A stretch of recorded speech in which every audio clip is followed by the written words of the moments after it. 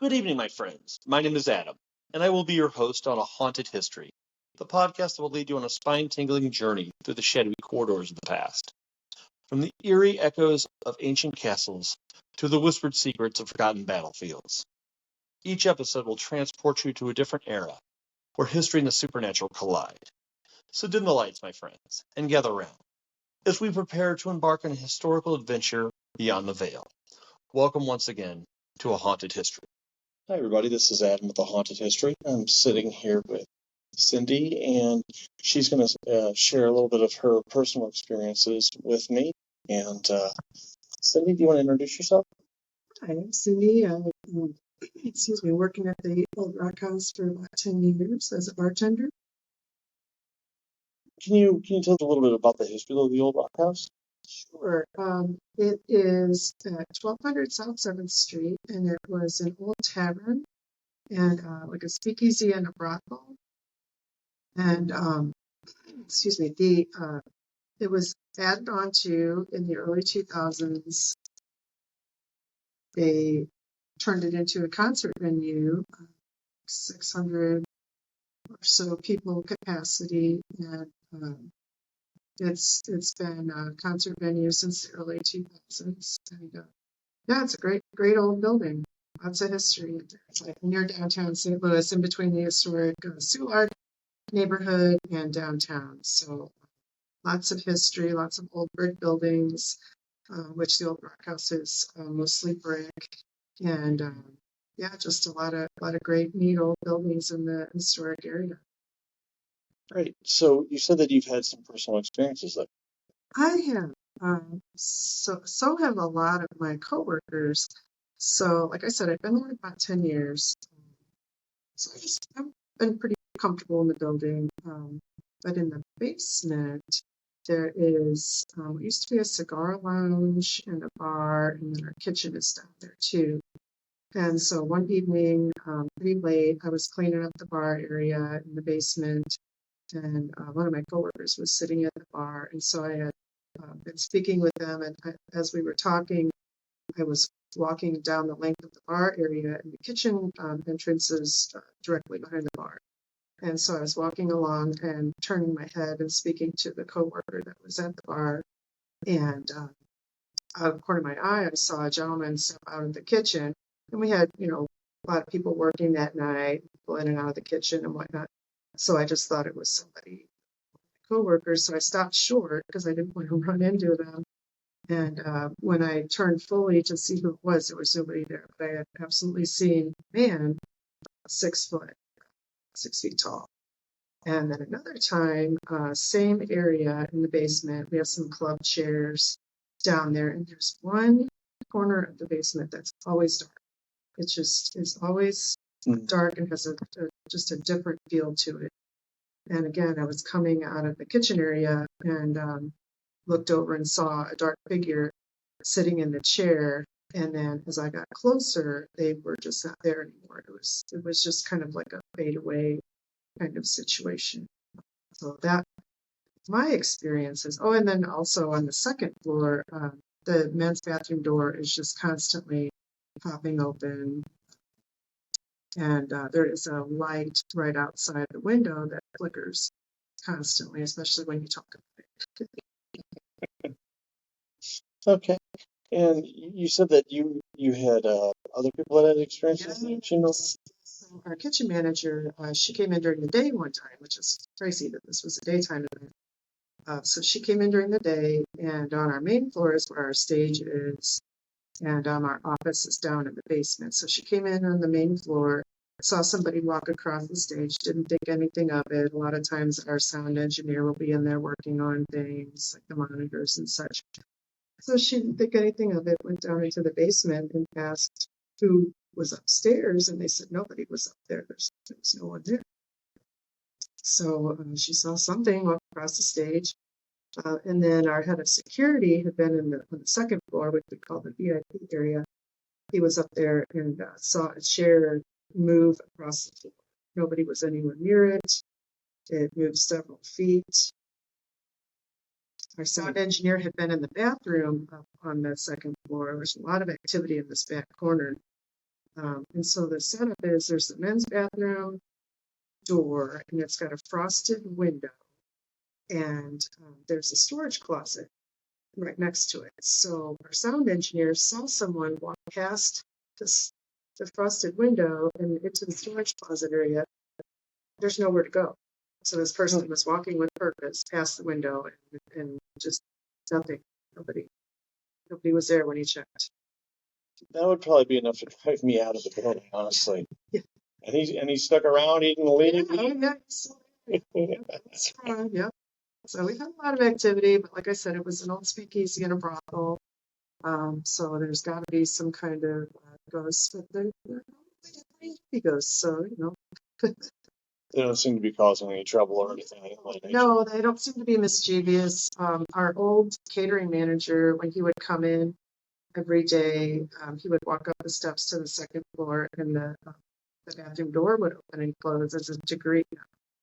And it wasn't any sort of airflow issue because it's such a big building that it took him quite a while to get the door, to the upstairs area. So it wasn't, pressure from opening a door or anything like that. It was just right on cue every day when he got to the top of the steps.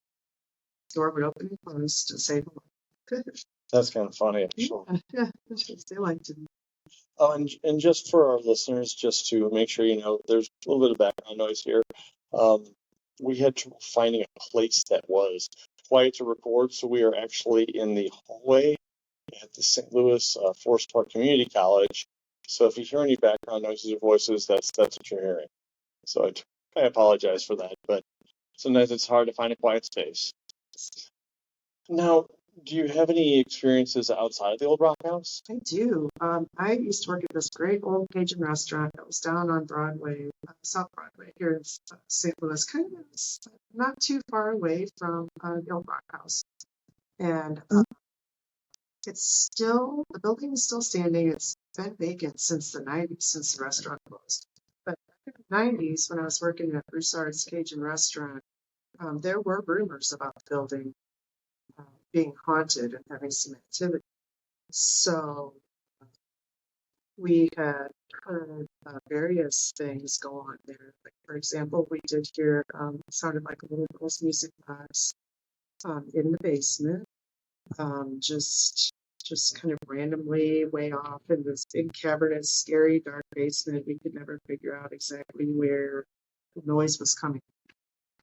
Also, another time we were a really, really busy Cajun restaurant right near Soulard, which is kind of like where they have the second Mardi Gras. Yeah. The largest Mardi Gras celebration in the country. It's a fun time. It's so fun. So I think it was around that season. So we had a really, really busy night, and we were all in the bar area, all the employees, all maybe about 25, 30 of us. And there was a banquet room that we had upstairs that was directly over the bar. Sudden we just heard all of these footsteps. It sounded like at least 50, 60 people just running upstairs above our heads. So all the guys jumped up, went to the upstairs door, ran up there, and there was not one single person up there. But the history of the building is interesting. It's old Joe Tangero's place, and it was supposedly a mob hangout, and supposedly one of the owners was shot and killed in one of the doorways where people would see an apparition. So that is a building that's steeped in history. I would say so. I mean, especially anything that involves a mob pit. Yes. Yeah. Yeah, they can't be too happy. So, No. The old Broussard's, it's at 55 and Broadway. Beautiful old building, just so gorgeous. I wish someone would reopen it as a restaurant. But very, very haunted, lots of activity. Now you mentioned the City Museum as well. I did work there. I worked there at the beginning of COVID, and I did not personally have any experiences other than just kind of felt weird in the back areas sometimes. But I heard so many stories from the employees over and over again, people talking about, for example, there was an engineer there one night, and the steps that are in the lobby, the old steps from the city hospital during the time of cholera. And so this man was in the lobby area. It was at night, nobody else was around, and he turned and saw a woman sort of floating down the steps in a long white garment. I know it sounds really cliche. That's what he saw, and he quit on the spot. He left. He never came. And then they used to have a train there. I think it's still a small train up in the Beatnik Bob area, maybe on the second floor. And the kids used to be able to ride. Yeah, it was really cool little train. Kids would ride on it. They had a conductor. Went around back behind all of the attractions and came back out. And supposedly the kids would scream sometimes when they were riding this train because they would see a little girl standing on the tracks, and she was just in an old-timey kind of outfit with a big bow on her head, an old pinafore dress, and the train would go right through her. She was an apparition.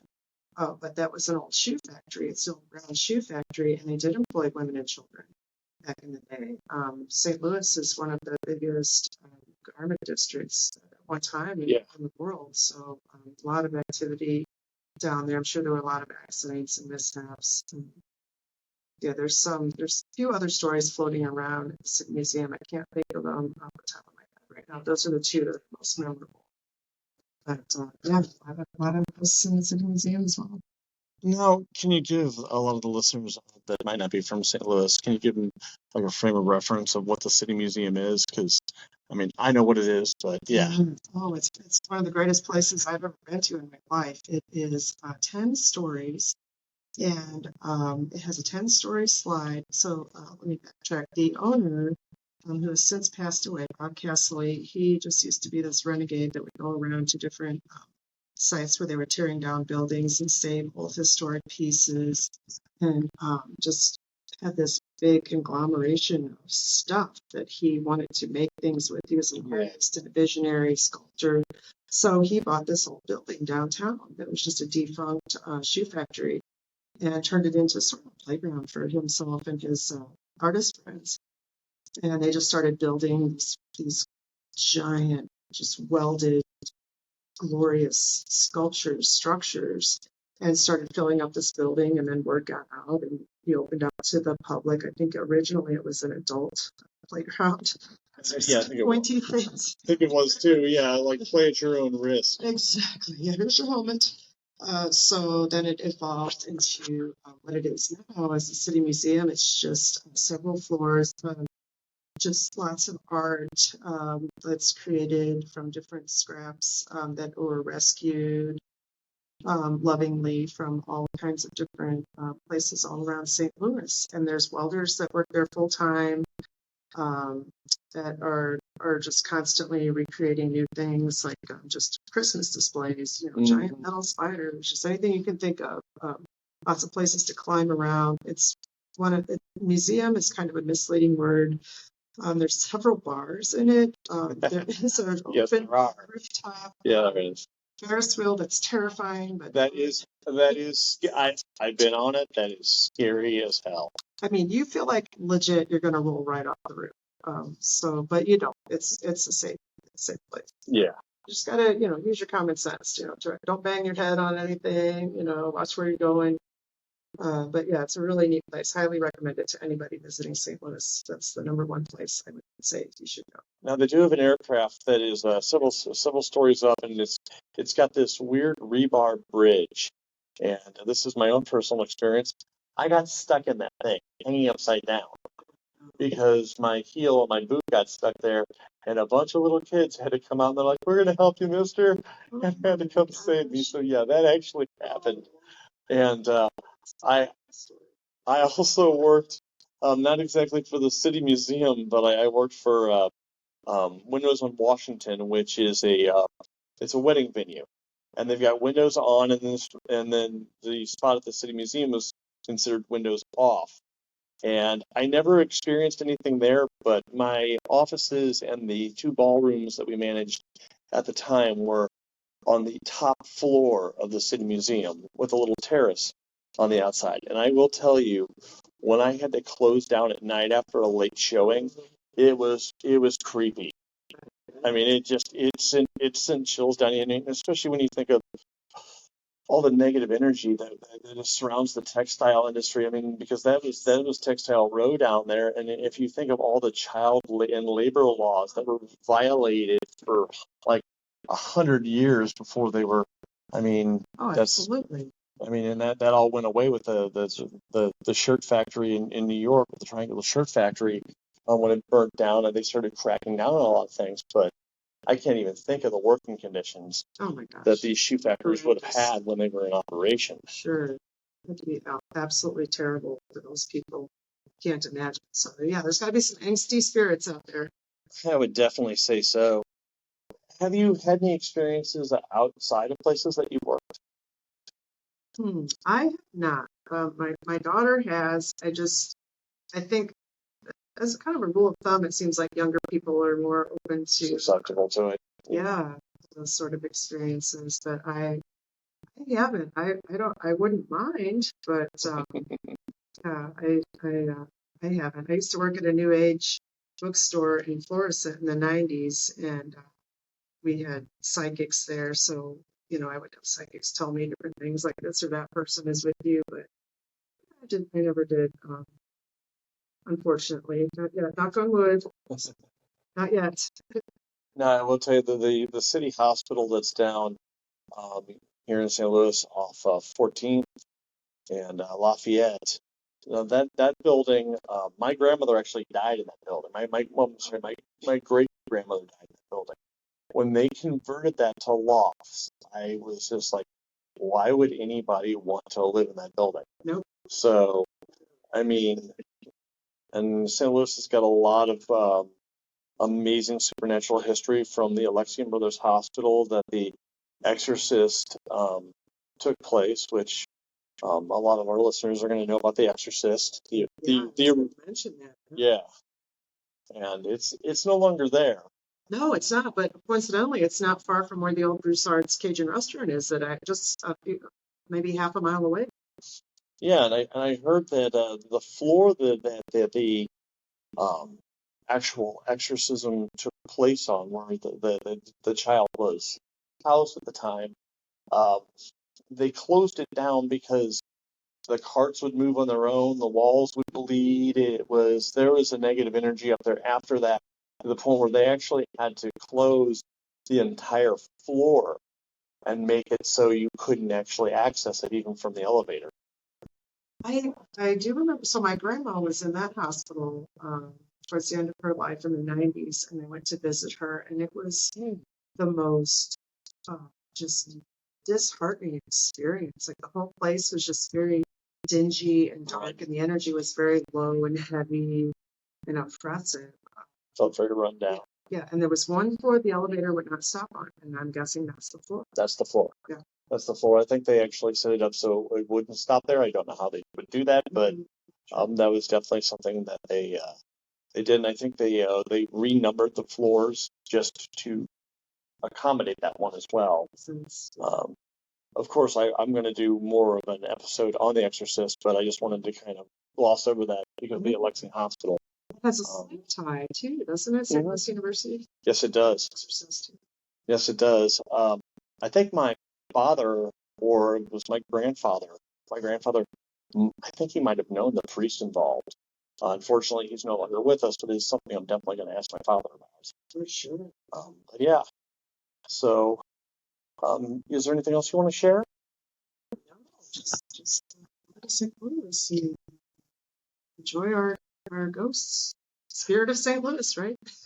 Seriously, there are a lot of spirits here. There are a lot of great ghost tours available and a lot of haunted places. I will be doing a episode on the Lemp Mansion, which was Times Magazine's most haunted place in America. That was in the 80s, of course, but it is now a functioning bed and breakfast and a very good restaurant. So I'm friends with the owners, and I've been family friends with them for years. So I'm going to do a follow-up on them as well as other haunted places in St. Louis. And did you know that that St. Louis was off Cherokee Park, where like the baseball fields are? You know what I'm talking about? Okay.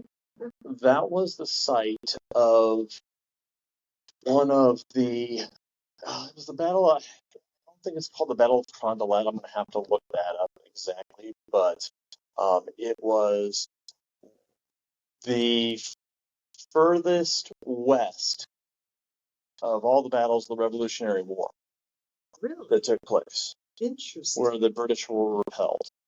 So, Okay, that's very interesting. Yeah, I know there's a lot of historic places like the Trail of Tears, Sioux Passage Park. When I worked at that New Age bookstore in Florissant, that's right by the park, and people who lived in neighborhoods around that area would tell me tons of stories of seeing Native Americans walk through their house, through their yard, just apparitions all over the place. that's wild. Yeah, it's crazy. That's really wild.